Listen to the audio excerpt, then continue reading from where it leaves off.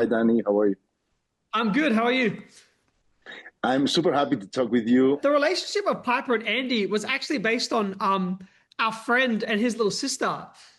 He actually has a non-sighted sister that he helps guide around and navigate the world. And their relationship is so tender and beautiful, and they're so honest. And like, I really was inspired by them. But my relationship with Michael is the exact opposite. It's like, yes, I would not say we inspired that relationship at all. It was definitely other people.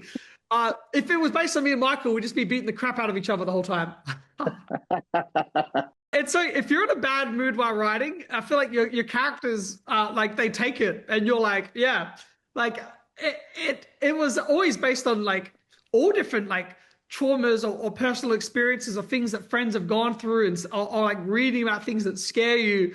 And like, especially when you're doing a horror film, you put all that horror and like pull it off of you and put it somewhere, and then like, yeah, the poor characters cop it all.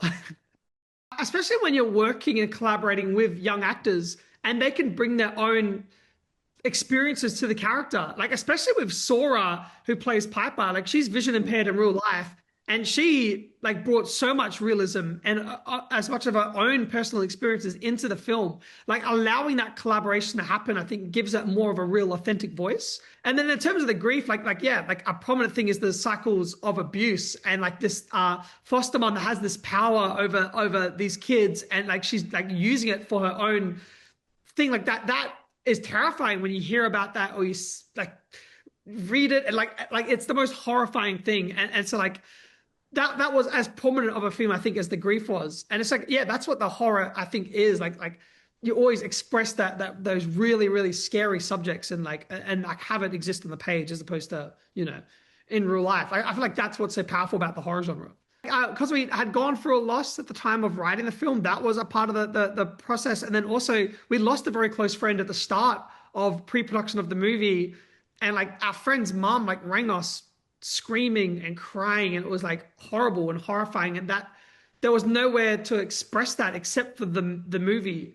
And so like it changed the whole tone of the film. And like, and then on top of that, having Sally Hawkins portraying this character, and she's not looking at portraying a horror character or a villain, she's portraying a person.